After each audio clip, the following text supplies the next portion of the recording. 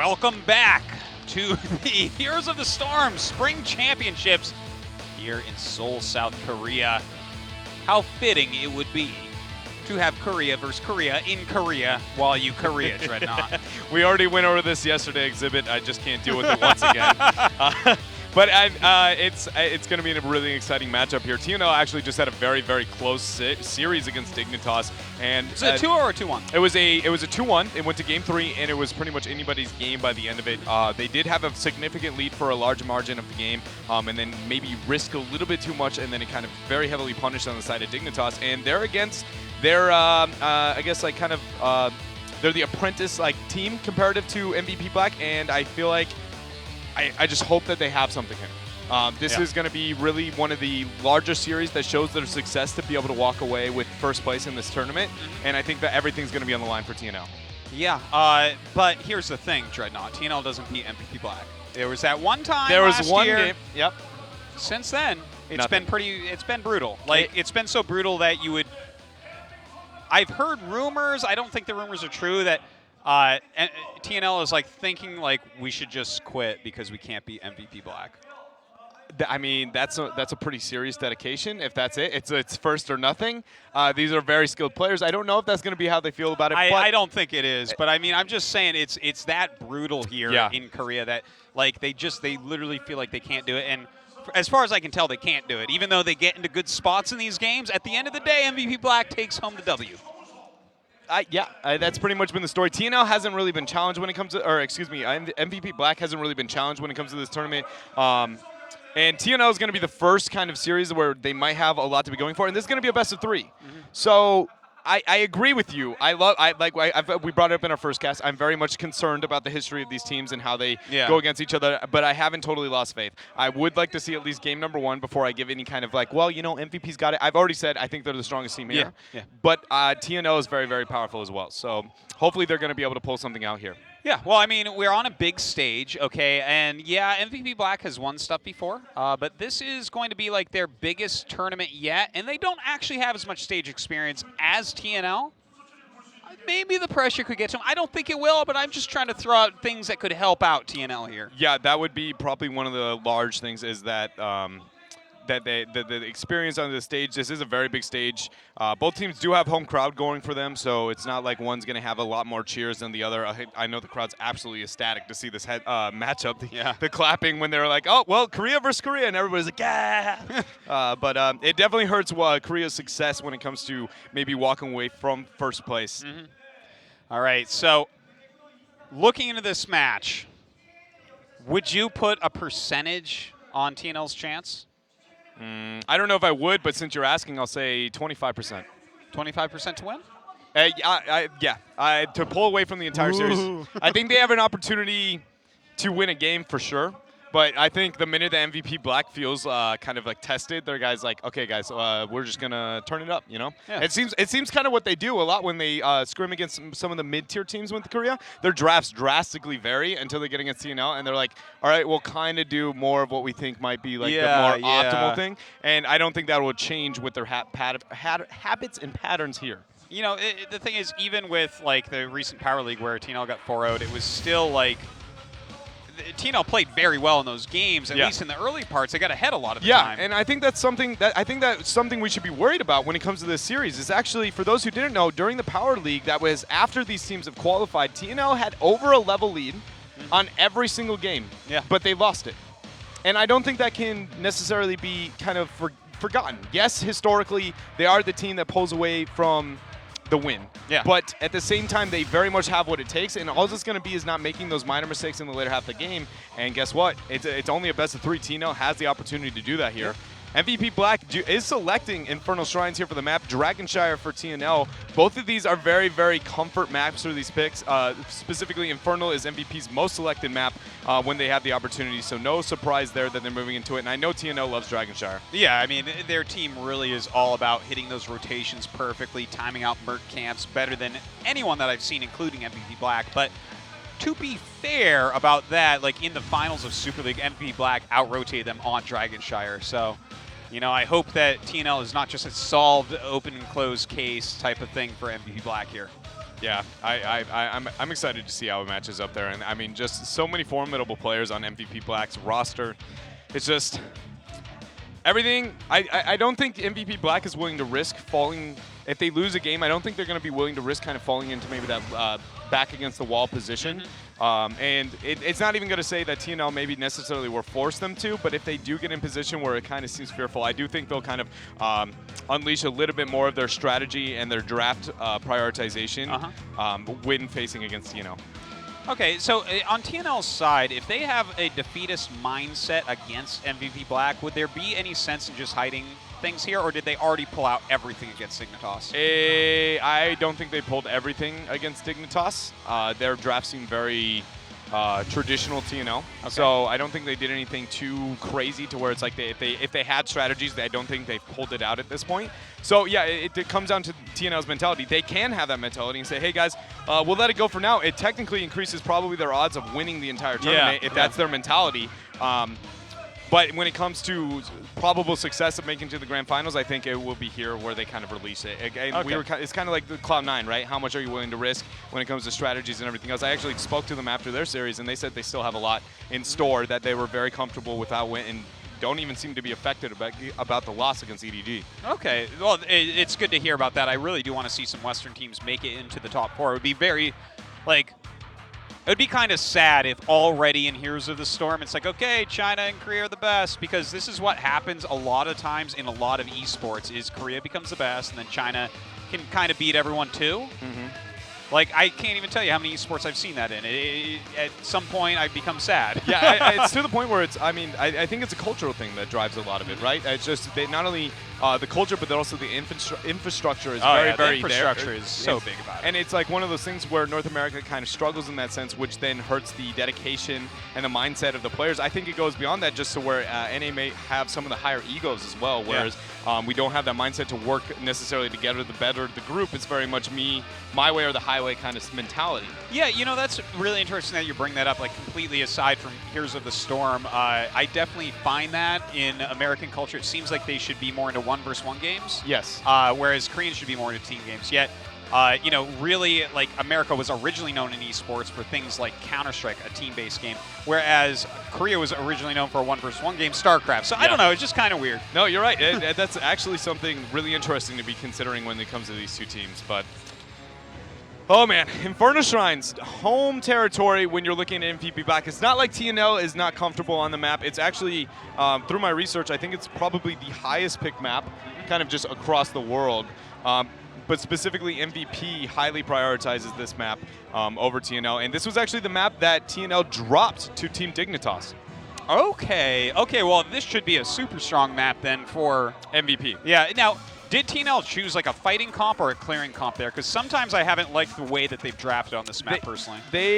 Oh man, their draft on that map specifically, it was moving towards a little bit of a clearing, a little bit more of a battle style comp, kind of a death ball oriented pick, but holy cow, this draft is very, very quick. Inferno Shrines, TNL picking up the Sonya. MVP absolutely loves Sonya on this map. Across the world, it's very early prioritization. And Rich is maybe the best Sonya that I've ever seen. He's pretty fearsome on the character. So we do get that gray main, which has been #1 pick for MVP Black for a really long time. Yeah, for a very, very long time. And on this map specifically, it gains a lot of value. Tassadar, great on the map, great deny overall. Nothing surprising here when it comes to the draft. Zagara going to be bound out. Where's TNL looking? Usually a Thrall is going to be a go-to, but with Sonya picked up, are they going to be moving into that double melee? I don't know. I don't think so. Azul we're going to see being picked up by TNL like immediately here in these next 2 picks. Yeah, Azul is very highly valued on this map because of his wave clear potential that he provides onto the Shrine. They already have Sonya though, so maybe they don't feel like it's something that they are worried about currently. Locking in the Murden, Noblesse is very, very comfortable on that hero. That's completely like a comfort pick for him, and also it's one of the best 2 tanks. So like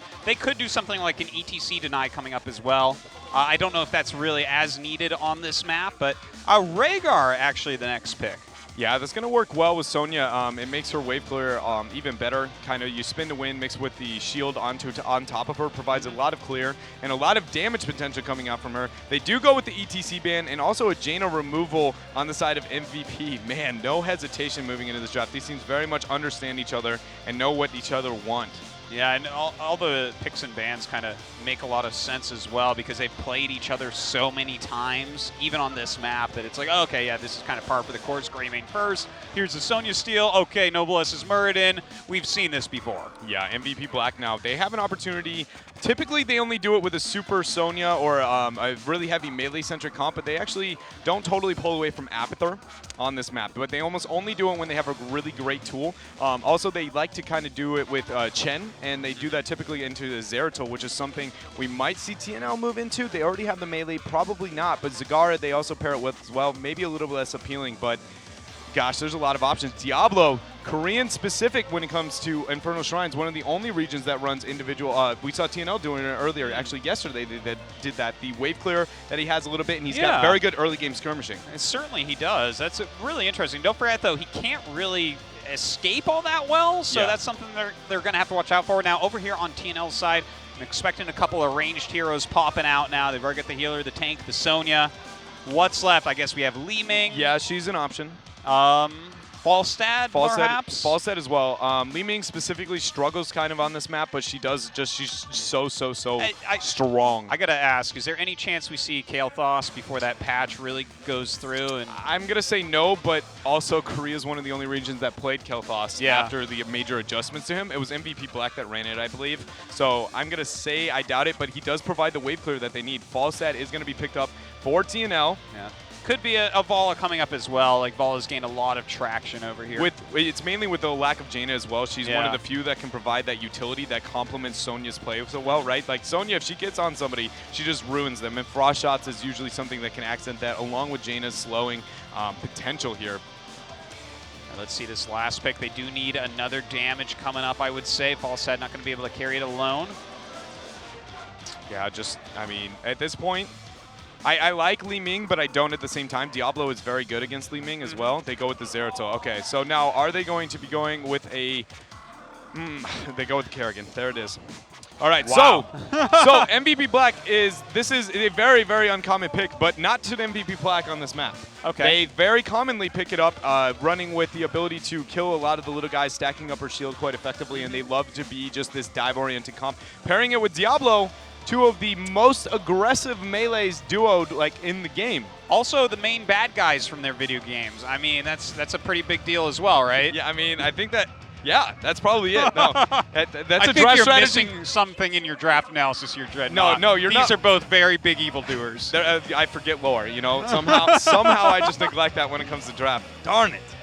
God, I mailed you the StarCraft storybook. You didn't read it before you came?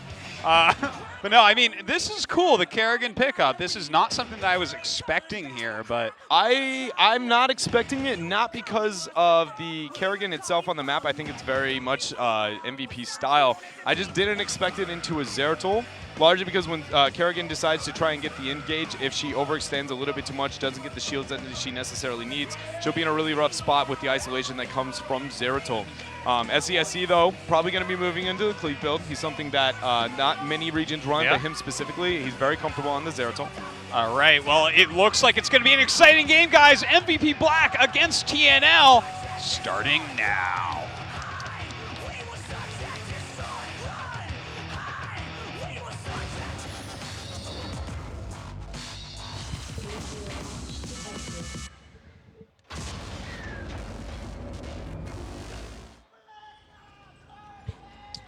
Alrighty, here it is, MVP Black, the legendary MVP Black at this point. Indeed. Mary Day with the B-step starting out right. I absolutely love teams that organize pre-gate dropping strategies. I know I was one of them. Yeah. A little bit more traditional with theirs, the B-step. As for TNL, they're not doing as good teamwork. Yeah, definitely their pre-gate drop micro is a little bit inferior, already showing that may not have what it takes to go with MVP. This hurts. You know, this early in the game, I mean, not quite an experience lead for their opponents, but definitely a morale lead. Yeah, I mean, the audience is behind MVP Black already. Yeah, and the fact that they're going 1v1 into a, 5 vs 5 into a Kerrigan Diablo comp right out the gates. MVP Sign actually getting the overpower into that, and it's going to be a death on the sniper. God. And Sign at like 1 hit point. Like, oh man, I'm very. There he goes. I'm surprised. Oh, no. My goodness. bloodbath already. Oh my goodness. God. Hang the wrist, the fadeaway coming out from MVP Black on the gray main. I just want to say the thing I was trying to touch up on before everybody decided to up and die was I was absolutely surprised on the side of TNL that they decided to be aggressive at a level 1 versus a Diablo and a Kerrigan. Yeah. That was right out the gates that was what I was talking about. It was like very aggressive, very strong early game. Yeah. Like heroes, and they just decided they didn't even feign the commitment. They full committed to it there. Sake actually getting the pick and the rotation. All right, already 5 kills. Already 5 kills here. Every hero has died. Maybe SC doing that, you know, for solidarity with his team. He doesn't want them to think he's a better player or something.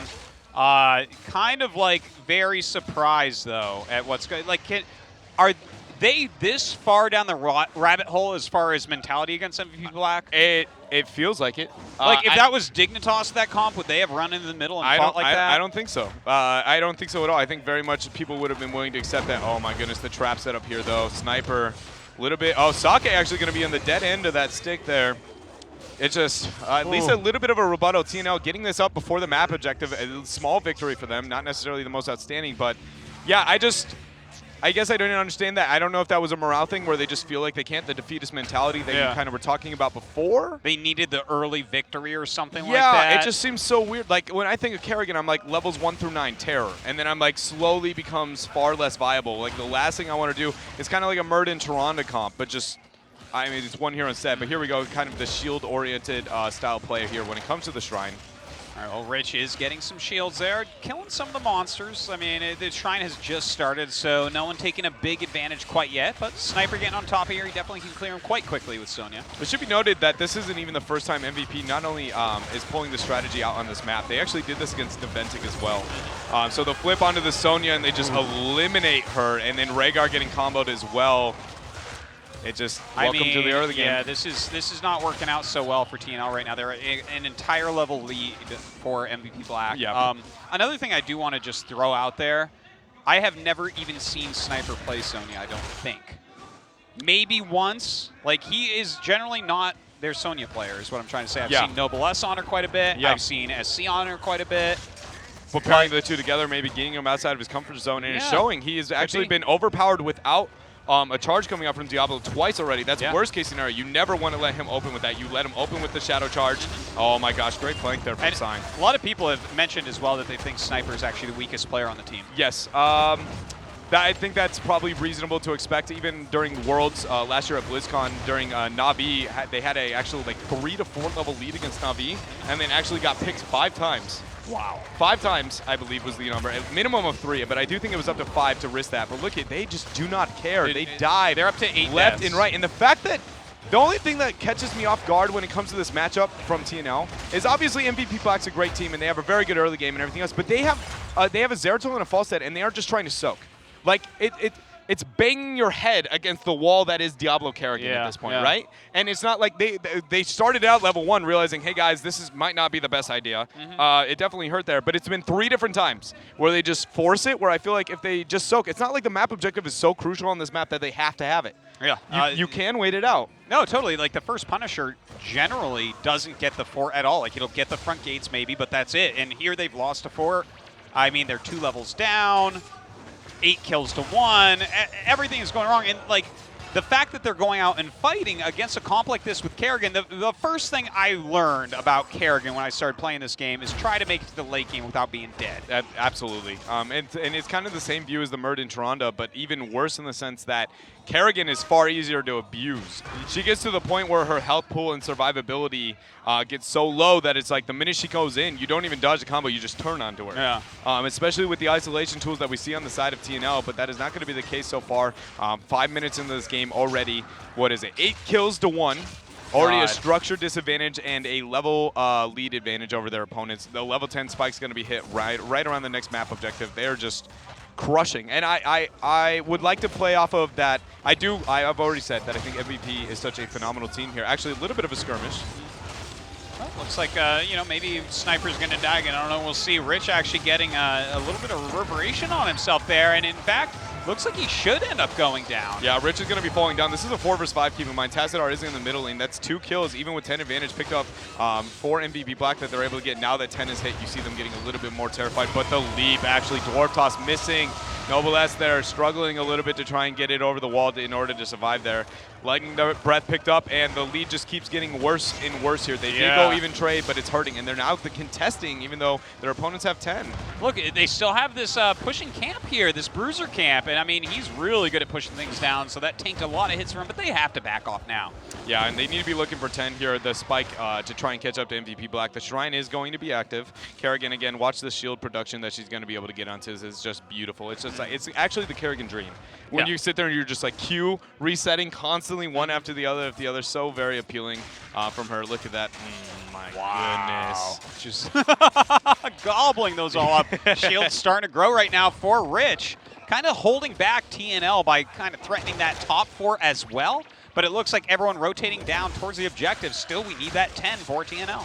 Yeah, they're just patiently waiting on it. I'm actually very surprised to see Cleave build still going to be the choice for SCSC when he's significantly behind in the early game. Essentially going to gain no value out of his picks, at least until his team has the opportunity to turn it around in the 15 to 16 area, which at that point you're just praying you didn't fall so far behind that it becomes a reasonable talent choice. Yeah, well, I mean, I hope it works out for him here. I want to see them make this a close series, but as of right now, it's not looking like it's going to be like that. We do have the Punisher jumping over. 4 players here from TNL down. Falstad coming as well. Yeah, Kerrigan getting very, very aggressive here, and 10 is going to be picked up. The Punisher, oh, the Gusta get the isolation, though. Dwarf Toss is going to be out. The proc, oh, the combo, though. Oh, miss the Ancestral there with Jaehyun. Really, really painful having Noblesse go down, and I mean, this is going to be another fort going down easily. Looks like we do have a miss there on the Kerrigan combo, but Sign charges in. Crazy Moving going to be able to escape. Yeah, 2-level lead now going to be achieved for the side of MVP Black. They're at the point where they're just going to paint the map blue. Apply so much pressure onto their opponents, keep the XP advantage over them, and just snowball their talent tier advantage. It's just so painful looking at TNL. If I'm TNL right now, make something happen.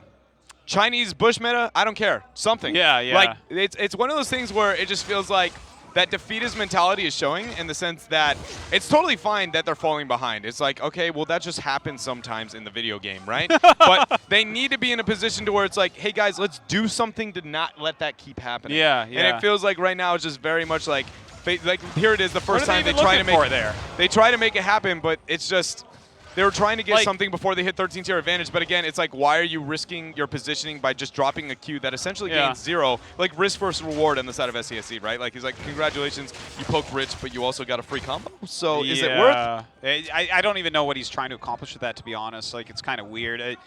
I don't think he's going to get many gathering power stacks this game. Yeah, and one thing I had to guess. Yeah, to point out here with the skill when it comes to Rich on that Kerrigan, he's very good. Look at that, the abuse of the killing of objects, right? And so not only that, the mobility that's been gained with the new adjustments to the patch. It's just, oh gosh, Kerrigan, man, how well he's able to play it here. Like, I'm not, like, we've been kind of bagging. You think he's the best Kerrigan? Because he's been, I mean, in Super League last year, he made a big splash as Ori Man with Kerrigan. I'm going to say that it's hard to judge. I want to say yes, but it's one of those things when you're like 1 of 2. Yeah. I don't know if I could probably say yeah confidently, but at the same time, I don't like making judgments where it's like you're so significantly better than the rest when your competition isn't big enough to be like a realistic assessment.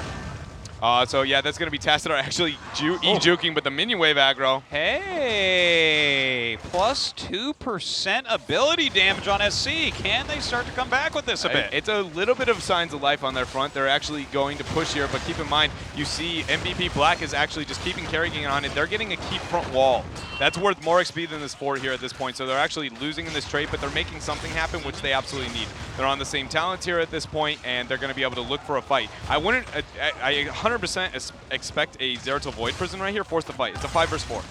Well, it looks like they are coming in as quickly as they possibly can. SC does not throw out the Void Prism. Yeah, I felt like that is something that they need at this point. Now they're going to see Tassadar is going to be up. It's going to be a 5 versus 5 again, and you have a Punisher pushing against you. Yeah. So one of the few windows that TNL had, and it felt like, again, they weren't necessarily making the steps necessary to come back here. Dude, they might end up losing a keep here when I actually look at the abilities and everything is on cooldown. Like with Lightning Breath, with the Force Wall, with the Punisher here, this keep I don't think is going to live. I actually want to see Jaehoon just stop using Totem.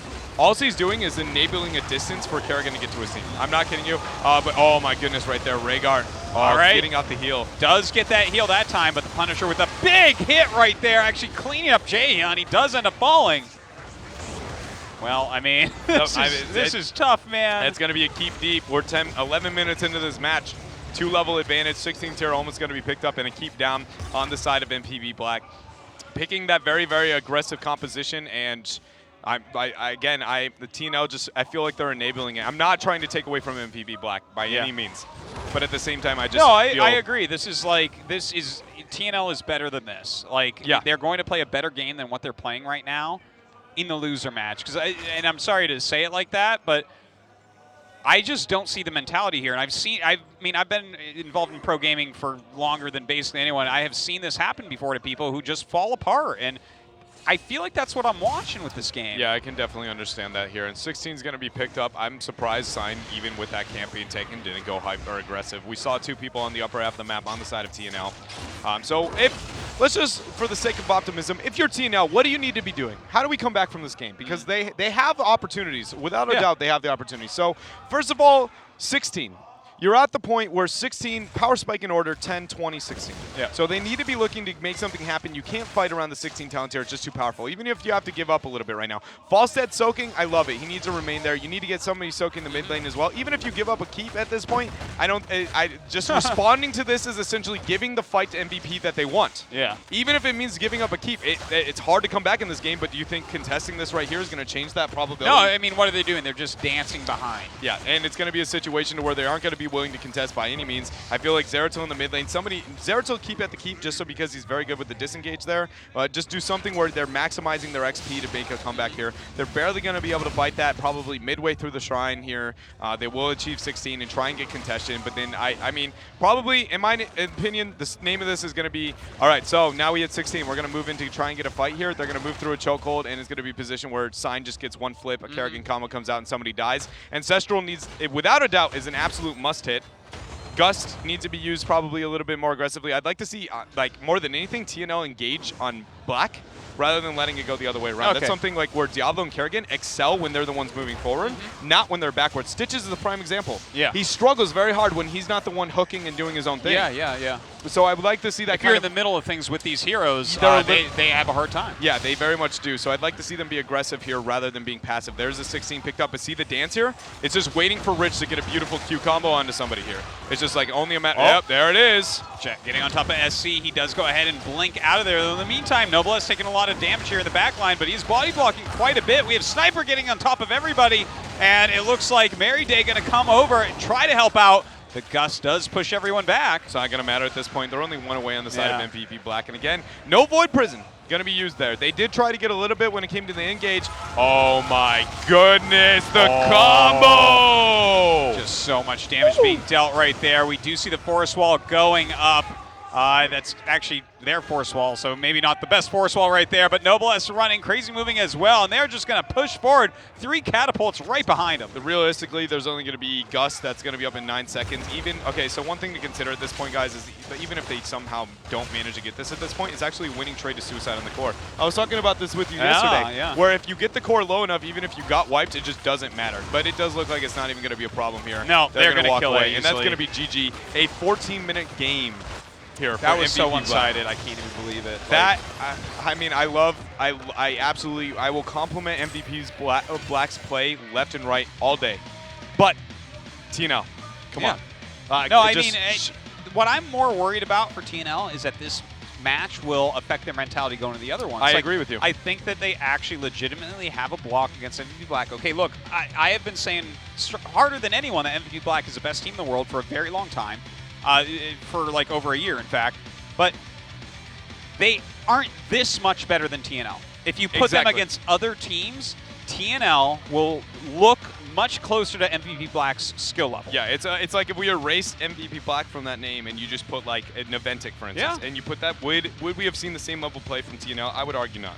No, I mean, they would have played much better. They would have assessed the situations more properly. Like, something can get in your head when your opponents always beat you or your opponent always beats you. It really does mess with your mentality. And the thing is, will they be able to once they lose this match? Because the way that they're playing right now, they will. I hope that they come back. I want to see it, but will this actually affect them going forward into the other matches? Yeah, and I think another really beautiful thing to kind of look at that we can take from not only just this game and kind of application to the remainder of the tournament would be, this is a mentality struggle for TNL. And it shows how emotions, how heavily they can affect gameplay. Yeah. Right? And so when we saw some of the questionable calls maybe out of an event yesterday, MYI had a couple as well. And I'm not going to say that I don't think we'll probably see some more in the remainder of this tournament. And it just shows how easily one influx of one type of emotion can directly affect an entire group of people and their probability of winning a game. Yeah. And it's something that we may see in the future just with this much stress and so much going on, guys. It's just going to be really hard for them to be able to deal with. Totally, and it's like the thing is there's a lot of different aspects to esports, okay? It is definitely, a sport. There's definitely a physical aspect, like all these guys, they have to click a lot, they have to be able to micro, they have to kind of pay attention all over the place, but a gigantic part, and especially what separates the very top competitors in any esport, has to do with their mental preparedness. Yeah, absolutely. And that's true in actual physical sports as well, what we call physical sports. Like, Michael Jordan has the championship attitude, right? Yeah. Whereas, the guys that never win and feel like they can never win, they won't. Yeah, I Whether agree you with think you can or you think you can't, you're right. I should know off the top of my head who quoted that, but I do I not. can't quite remember, but that's like a super famous quote. That's not mine, guys. Yeah. I'm like, it's Artosis. Yeah, it's like those memes on the internet where you like falsely attribute like a phrase like Abraham Lincoln or something. Very good done, good job there. But now we are moving on to Dragonshire. And this will be the pickup here for TNL, whereas we saw the last map, Inferno Shrines was the pickup for MVP. So will that change anything? A little bit, but I don't think nearly enough. That was very forfeiting, if you will, kind of when it came to the style of play on TNL. But I always believe, especially when it comes to Korean level esports, I think that there's always going to be an opportunity. Honestly, what if we're just getting mind gamed in the sense that TNL just straight up just accepted, not so much that they've given up on the series, that they just can't beat them on that map. There's 2 maps specifically. They made one bad, and they're just like, we're pretty much just going to give up this game. I want to believe. I do too, and so that's what I'm looking for here. Let's just accept the fact that maybe, hey, we just can't beat them on this map. We're going to give up this game, and we're going to move on to the next one, more of our comfort zone, and hopefully by game 3, we're going to have what it takes. Okay, let's go with that. Let's give them the benefit of the doubt here. The draft has started. MVP Black, first shot here, taking out Muradin. Yeah, and that's very understandable. That is a high prioritization here on the side of TNL on this map and just for Noblesse in general. Great tank there. What are they going to be looking to remove? A lot of options. Tassadar, Zagara, Thrall. I mean, you could even go Greymane. I think there's a lot of positions for TNL here that they can make a lot of bold moves. I'm not even going to try and suggest what I think they're going to do, mainly because with their mentality at this point, I think it could go anywhere. I definitely think that you're right. That they won't necessarily hold to their regular patterns in this game. Like, anything could happen here. Maybe they bust out something new. I would not mind the Greymane ban just because, like, MVP Black, over such a long time now, has valued him, like, unbelievably high. That Zeratul feels more of an I don't know, throwaway, something of the like, but no, they're going to pick You know what happened right there? Noblesse banned SC out of that. That's what he did. That was when your friend shows like Gazlo in Hero League and you ban it. He's the guy who takes it away before you can make that mistake. Like, no, SC. I got this guy. SC was hovering over Zeratul already. He's like, no, this is not happening again. That did not work. It's like the Gazlo in your team, like hovered in Hero League, and you're like, guys, I can't let this happen. I'm sorry. So Thrall is going to be the Taz going to be the pickup for MVP Black. That is not surprising. They absolutely highly value him on these smaller maps to get a little bit of the wave clear. We see that across all regions here. Greymane is a huge pickup for MVP Black. I'm very surprised. Yeah. I know that the Muradin ban led to a forced ETC in most situations, but just Greymane for MVP Black. They actually don't even opt in, at least they're picking up the Li Ming. I don't know if they're going to pair the two. It's not uncommon, but usually they don't pick it in the same rotation for MVP. But they love Greymane so much. Yeah, and they didn't. Okay, they pick up Sonya. This makes a lot of sense because absolutely, if they didn't pick up Sonya, I think Sonya would have been banned here by TNL. Yeah, no, it's very. I can agree with you there. I don't know if that ban, or excuse me, the pickup on ETC was with the expectation that they wouldn't take Rayman, but again, it's just a terrifying hero for MVP. I wouldn't even be surprised if they banned it out, or maybe just call him out and say you guys can't play Rayman, and you just won't even pick it. That's something we may see here. We've seen it. I've seen it a lot through NA, where you just go, if you can't play this as good as us, so if you pick it, you're hurting your team. If you don't pick it or ban it, it's just going to be us, and we're going to beat you with it. I like what you're saying there. That's really interesting, and a scary thing for them to be thinking that deep and maybe calling that bluff here of TNL. Yeah, and so a lot of posturing. Stitches is going to be the removal for TNL. Jaina on the side of MVP Black. I like the Jaina ban here. It's pretty consistent, actually, from a lot of the Asian teams in the second rotation to be removing her. All right, TNL. Show me the money, boys. I believe. Fall set, great on large maps. Are they going to stick to the Zagara roots here? You know, if they do take Zagara roots, that's two great solo laners right now.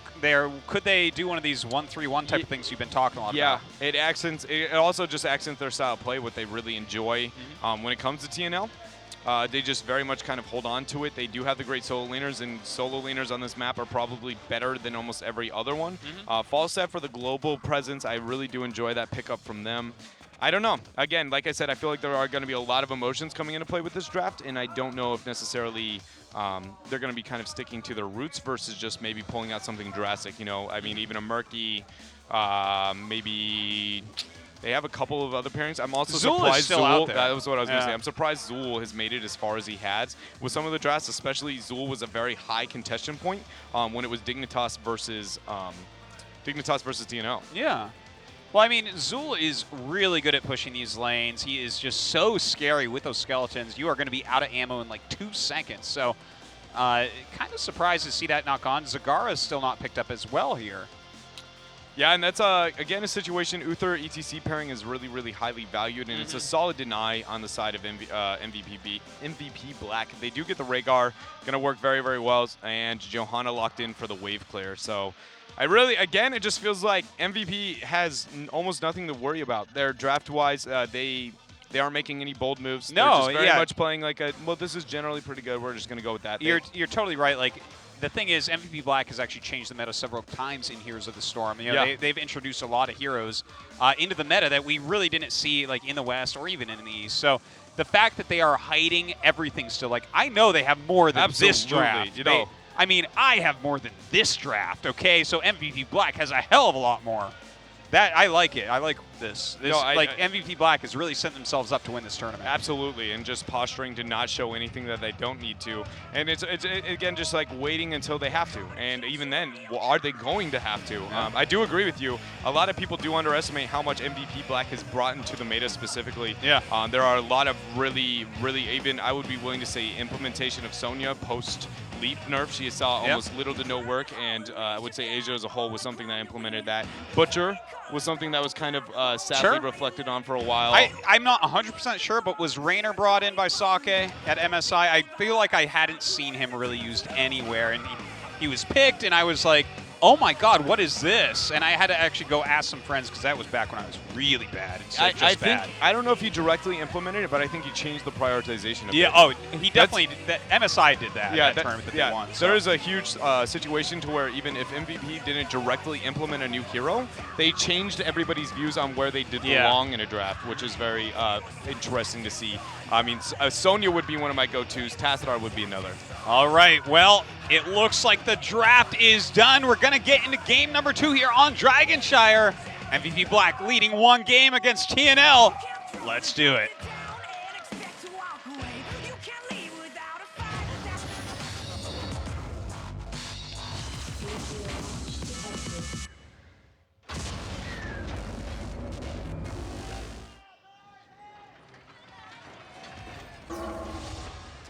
MVP Black, again, the reigning champs, even though they haven't won anything technically major yet, but everybody's giving it to them at this point. I'm not going to give it all the way. I do believe that others have the opportunity. It's just... Yeah, no, totally. Like, this, they're making it look weird because of TNL, and TNL is actually, like, technically a contender here. Yes. Okay, and the thing is, like, it is totally reasonable that MVP Black could go over, lose to a Chinese team or Cloud9 or something, and then TNL wins the tournament. Like it's like, and in easy terms here, guys, are minion blocking right now? They yeah, are. but they I were love actually this. Are they going to counter rotate? They're going to clear a different lane other than mid, right? So it forces the rotation to the left a little bit, and they're actually going to clear on the bottom half. That's a really common strategy if you do minion block. That's a really good minion block. It actually puts you. Yeah, it is actually impressive. This is the longest I've ever seen it stay back. Yeah, so they aren't going to clear a separate lane. Instead, it puts them in a position to where they force their opponent to overextend if they want to get the wave clear with their lack of wave clear. That's why you see them hyper engaging onto the ETC. Really heads up play from MVP. Really, it's nothing new, but a surprising little trick you don't see too often. Yeah. Pretty cool to see that right there. Now Noblesse taking a little bit of damage. Sign as well. Noblesse trying to get out of there, and really no one left to dive on top of him. So he will end up living, and no one actually dying in that first little scuffle. That's an improvement from last game. But see, here's the problem right here is that Rich has been top the entire time. He was very efficient in understanding that his allies had the wave clear. So the minute they get that, he rotates top, clears as fast as he can, and now that's already a XP advantage going to be in the side of MVP Black. All right, well, right now we do have a little bit of a rotation here from TNL. Going to go into the middle lane. Showing the Korean crowd a little bit more. They're very hyped about this match. Very, like, everyone in Korea likes MVP Black, but TNL, it's, like, very split. A lot of people hate on them for losing at BlizzCon. Oh. So kind of interesting here. That's harsh, man. It is unbelievably harsh, but that is what Koreans expect of their esports teams. Very, very cutthroat there, but all right, so let's look at some of what's happening. We do have the 1v1 on the upper half of the map. TNL will win slightly. It's not too heavily. Sonya is a pretty decent contender when facing against Thrall. But overall, he will be winning that matchup. Again, wave clear is going to be on the side of MVP Black between Tassadar and Johanna together. They just eat minion waves alive with that Knight takes pawn. Other than that, it's just a poke game. Kill potential will be on the side of TNL with a really solid stun, but I doubt that anybody who has the opportunity to die will be out of position on the side of MVP.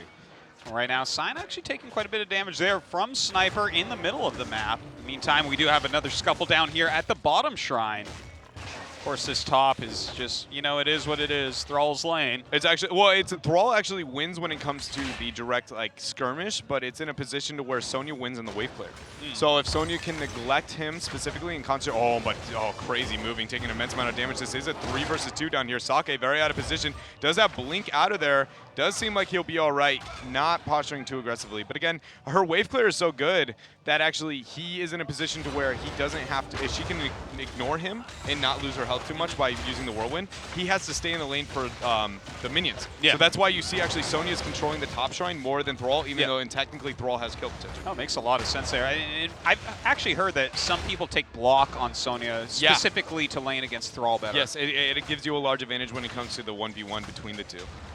All right, well, right now we do actually have MVP Black pushing back right now onto TNL, but at least SC has that top shrine taken. Rich, of course, going to be working his way up to that pretty soon. And then posturing with the 1-4 here, back and forth. Sonya is going to be capturing on the upper half of the map. MVP will have the opportunity to possibly posture in to get a DK here, but it's all going to be about the rotations. A 3v3 skirmish here. Sign getting stunned out. I don't think they have the DPS present. The stun actually... Oh, Sign gets blown up there. A beautiful kill here by TNL. Yeah. Really showing signs of life in this second game. I love it, but we do see Thrall making the rotation here, and this is still a double shrine possessed on the side of TNL, or excuse me, MVP Black. Rhaegar and Sonya both remain in their respective lanes, so they weren't even too worried about the situation, and oh my gosh, trying to sneak that DK in here, Kaiocho. Oh, but he almost gets it here. He's going to be going down. He doesn't have the mana. Yeah, oh my goodness, but he gets healed. I guess so. I mean, I thought for sure he was going to die there, but we actually did see Noblesse turn around and tuck tail, you know, get out of there.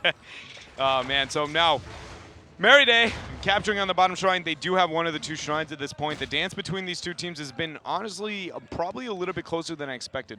I felt like the wave clear on the side of MVP Black would have given them a little bit of an upper hand. You see the drain on the bottom half. We said the drain probably going to be on the mid half as well. That's what we saw a lot when it came to the matchup on Dragonshire before here on A stage. All right, well, it looks like we do have Rich going ahead, clearing this lane really quickly. Kyocha just rotating up, giving him one of those shields, of course. You know, wants to keep all of his teammates shielded as much as is possible. The rotation of the bottom half is going to be interesting. I feel like TNL has to heavily concentrate that because they're losing the top lane so heavily. which why the wave clear in the mid lane, if it's a little bit more effective on the side of MVP, it gives them a large advantage when it comes to the DK. So that wave clear is going to be really crucial to keep track of. You see them posturing. It is a 3v3 on bottom for now. One stun coming out, but Greymane very poked down in the back. Yeah, a lot of damage going on to Crazy moving here as he backs out. Noble S getting chunked down quite a bit as well. Looks like they will go ahead and take this shrine for the time being. Jaehyun has a lot of mana there, though, so definitely can't help his team to retake. In the rotations on the upper half, Sonya has actually moved out, and Thrall is going to be capturing here for a short period of time, so getting the poke and delay as long as they possibly can. I'm impressed that TNL hasn't given up a DK at this point. I actually felt like with the lack of wave clear that they kind of have on their team and the rotational disadvantage, losing the top lane consistently, and they don't win in the 4-man, that they would give up a DK. They are losing front walls left and right, which hasn't actually spiked yet. You see bottom's very close to dying. Top's actually very close to dying. I haven't seen mid recently. So they're very close to MVP Black getting a huge power spike. There you go. See that level advantage? Just that was a front wall confirmed. So, but I'm impressed that they haven't given up a DK yet. I do feel like they have the weaker early game here. Yeah, well, they're doing a good job so far, really pulling everything together right now, but level 10 is about to be had. It looks like they're trying to brawl a little bit, but they're not going to get a kill, it doesn't look like. Yeah, Mary Day getting the mobility at level 1 has allowed him to be a little bit more aggressive and forgiving in situations like that, where traditionally Rhaegar may be able to die. They're actually going to be looking to get a Merc control very early on with their 10 advantage. I like this on the side of MVP Black. So not only TNL's been struggling in the 4-man, right? So now by grabbing a Giant Camp as well, it puts them in a position to where they are going to draw even more aggression. But the 4-man rotation up there, Rich barely making it out. Dodges that full stat hammer at the last second here. We do have Signs sitting in the bush, ready to clear this lane as Rich has to go all the way back. But it's a double Giant Camp on the bottom half of the map. So now the lack of wave clear that exists on the side of TNL is going to be very, very difficult to be able to deal with this now, right? We already saw them struggling a little bit, and because they didn't secure that pick on the upper half of the map, this is a big power play when it comes to the Dragon Knight rotations for MVP. I wouldn't be surprised if they try to abuse this the best they can to try and make that happen. All right, well, right now we do actually have Rich going up to take over that top shrine again. Hopefully SC clearing this lane out a little bit. So you see, as the Giants actually moved up on bottom, the minute that happens, MVP overcommits to top, right? That's exactly, they're very much understanding their wave clear advantage, and they know how to abuse it as best as possible. They don't walk away with a huge win in this situation specifically, but again, it just gives credit to the very skilled play that comes from MVP Black. All right, well, right now we do have Noblesse taking a lot of damage. Sniper coming up as well. It looks like we do have a brawl in the center. Sonya, the only one missing right now, going back up to top lane to clear, realizing that they were going to disengage all along. Yeah, she's been very patient in that lane, and so has Thrall for the most part. They're very afraid to lose a little bit of XP, and I feel like MVP has always pulled ahead on that, just again because their 4-man is so dominant here. Fawcett actually burnt his flight to the upper half of the map as well, giving them a little bit of a disadvantage. He's also revealed his positioning. Expect somebody to engage here. All right, well, right now Kyocha does have to go ahead and zone out of there. Does pop his Oracle as well. Nice force wall keeping Noblesse from running out, and he will be blown up. Jaehyun taking a lot of damage as well, but will escape back to that tower. A lot of that came down to the fall stat.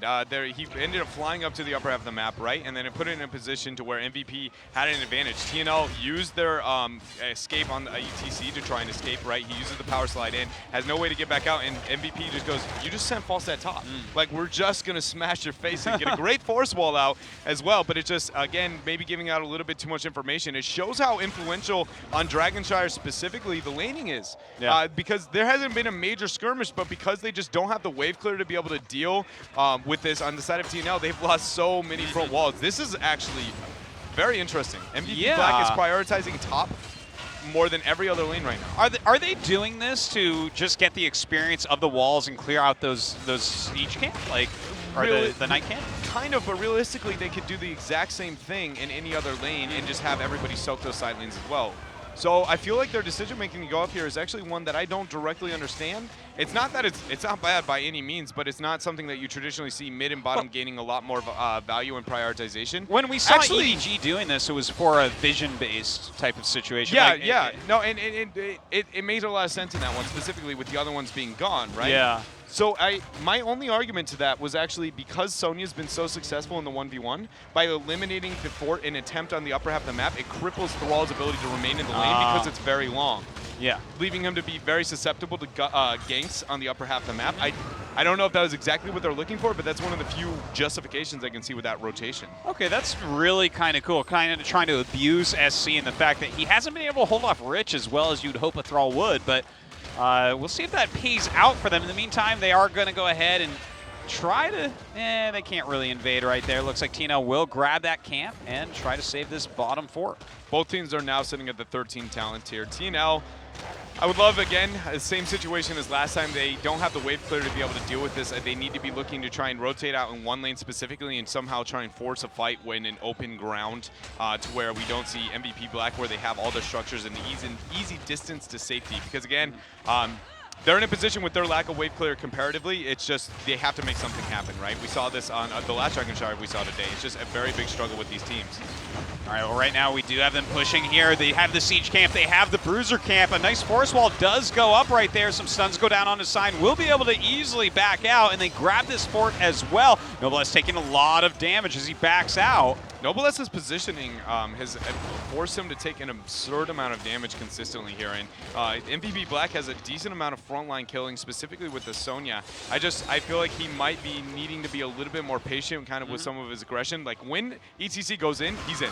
Yeah. He has very little tools in his kit to be able to deal with the situation after that point, so really, I just want to see him be maybe a little bit more patient. You even see him going into the spell shield, understanding that he is being very easily targeted from MVP Black. But now they're honing in on the 16 talents here. They have Knights pushing in the upper head lane. That will give them more vision on that half, so they have an advantage already. They're about to get 16. This is the time for TNL to try and force something.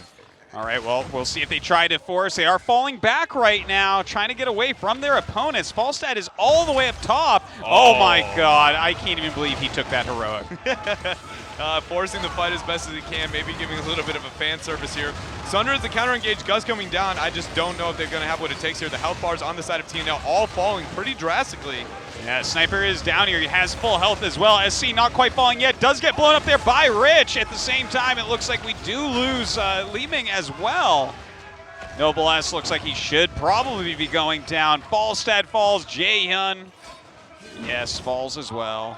Noblesse trying to get away from the Doge, but Mary Day goes, guys, I'm just going to back out, get a DK here. I also like that talent pickup at level 1, the mobility. Oh, is he going to be able to get this? He does have the E to disengage at this point. Prescience is going to proc there. Beautiful play on the side. Double E, getting full health there, Kyocho. But the mobility that he gains actually helps his rotational advantage because he usually struggles on larger maps like this where rotations are very crucial. So that mobility not only benefiting him in team fights, but also benefiting him on this map specifically. I do like that pickup on the side of Mary Day. All right, well, you know, this is kind of a... I don't know, man. Like, Falstad flies in. I'm just they played better in the early game, right? But I'm just not seeing it, what they're going to do to be able to come back in this game. A lot of it is going to be just forcing a drastic fight after this DK at 16, right? So when this DK ends, MVP Black's just going to back out and keep painting the map blue. They don't have the wave clear to deal with that situation. So this is a situation where they're overcommitting to a map objective. Once you get 16, you need to put yourself in a position to where you need to force the fight then, right? It's one of the only times you're going to force them to all be grouped and be able to take a fight without them just instantly knowing where you are. So this is where we need to see TNL, you get 16 and you make something happen. Yes, you lost a keep, but see, because Falstad ends up flying bottom, they aren't able to get 16 at this point. Oh, Falling Sword coming down there. Man. Uther DCing himself, he's still going to end up going down. And that's going to be one pick. Now they're going to be hyper-aggressive, getting an upper hand here. They still have 16 to advantage. Oh, man, and the Ancestral goes down on Rich. He's going to go ahead and jump all over SC. SC does end up popping here. It looks like Noblesse is going to die as well. That's game. Oh, man, yeah. It's over. They're going to go for Gorb. At this point, they have such a big lead. The 5-man wipe, and that's going to be GG. MVP Black absolutely top decking, wrecking everything that is known to be TNL. Yeah, this was a little bit rough, man. At the beginning of the game, TNL did a lot better. Yeah, they do have a compositional error because of their lack of wave clear, for sure. And they did adapt accordingly on denying the DK, but this is their map pick, so it makes sense why they'd be a little bit more comfortable with it. But overall, realistically, it just felt like they very much didn't do anything to try to come back. Yeah. 2 games in a row, it was like they just play dead until they were actually dead. Yeah, play dead until they're actually dead. Oh, man, I'm sure that's happened to a possum before on the highway. But that's what it kind of looked like, right? Like, this was some roadkill that came up. Yeah, absolutely. Oh, man. I'm sorry, that was just too good. TNL, the possum of Korea for now. No, I mean, in that series at least. Yeah. I don't think this is indicative of what we will see from TNL I agree in with their you. next match. I think one thing I'd like to express to the viewers is that TNL, obviously, it looked ugly, what we just saw. But I would not take away from the remainder of their tournament because they are, as you said before, very much contenders of this tournament. I very much believe that they can make it far, even with this kind of upset, that not so much upset to their plan to make it a first, right? Well, you know, I think when they got into that group overall with MVP Black, they're just like, oh no, that sucks. But, you know, I guess if they get out, they don't have to play them again until the finals, right? And the thing is, once again, it's not like it's already a foregone conclusion that MVP Black wins. They look the best, yes, but right now the Chinese teams look fantastic. Yes. Cloud9 is still in this. They fought very well against EDG. They are very confident in their next round. Dignitas fought very well against TNL. I'm imagining that they're so confident they still feel like they can go through. I've been very impressed with EDG and China just overall. I think they have a bright future here. And again, even though TNL, again, that being so lopsided, it's just, I feel like any other team here would have put up probably a better fight because it seemed defeatist. It did. Not any other team here. Any team that probably the top 6 of maybe today, maybe not Neventic and NYI because they felt like a little bit out, but probably one of the other teams would have just put up a better mentality, right? Which would have led to at least effort, it seemed like. Absolutely agree with that one.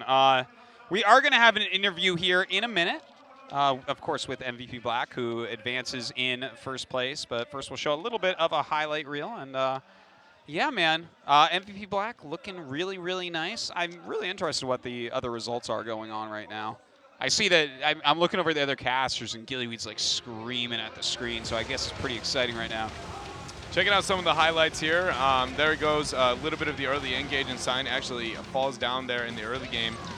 But one thing we can be looking at is a little bit of ETC's positioning when it comes to starting these fights. Watch the large amount of damage that Noblesse is actually taking in a lot of these circumstances here. Like specifically here, you see Noblesse, he will be looking to try and, that was actually a situation where Fawcett flew top and gave a lot of information. Great force wall to move out at that point. You know, the thing is, it's like, that was fan service, right, Falling Sword? It feels like it. And it's a situation where, if you notice... Literally never seen a pro take that. That engage as well is a situation where Fawcett was top again.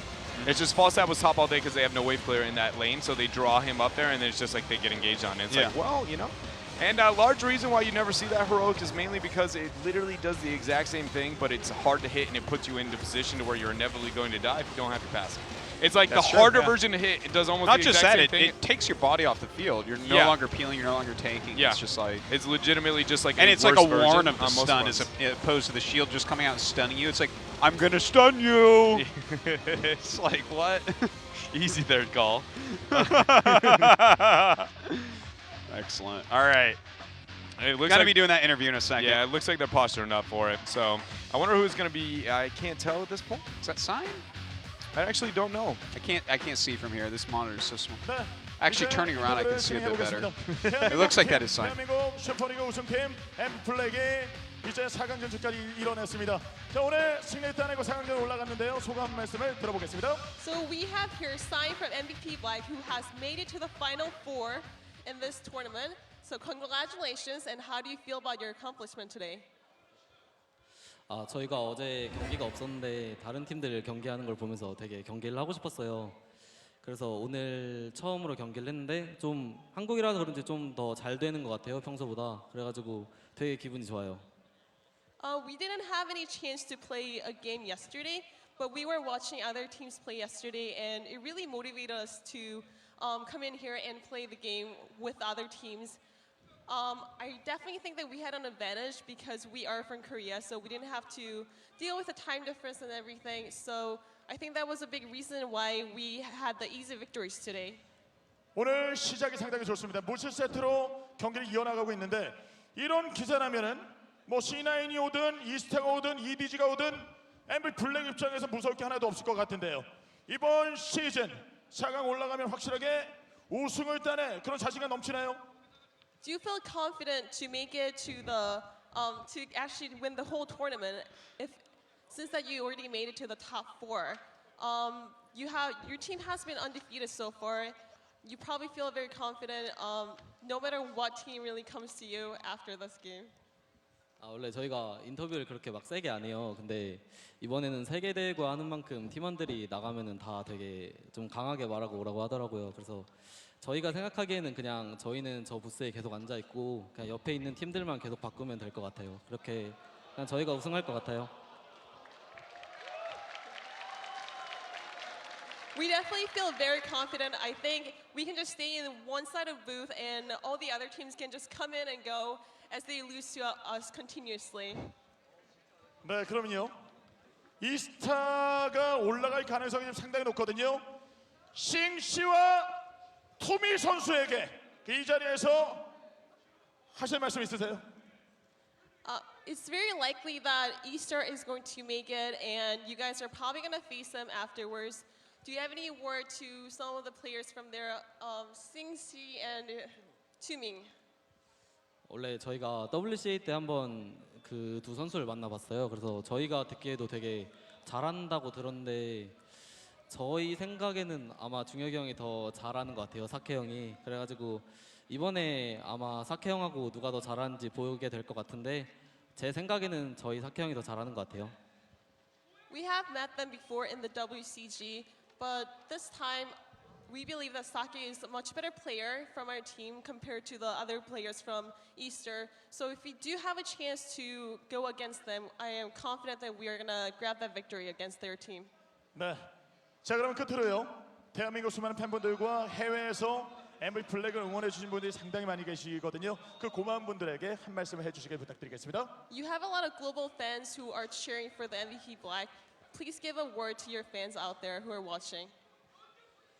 저희가 저희를 응원해 주시는 팬들이 상당히 많아요. 저희가 커뮤니티 같은 데 반응을 잘 확인하곤 하는데 저희가 좀 지는 경기에는 좀 질타를 많이 받거든요. 근데 그만큼 더 저희한테 관심을 많이 주시는 거라고 생각을 해요. 그래서 그 질타도 다 고맙게 생각하고 저희가 그것도 생각하면서 더 좋은 모습 보여드릴 수 있도록 노력할게요. 감사합니다.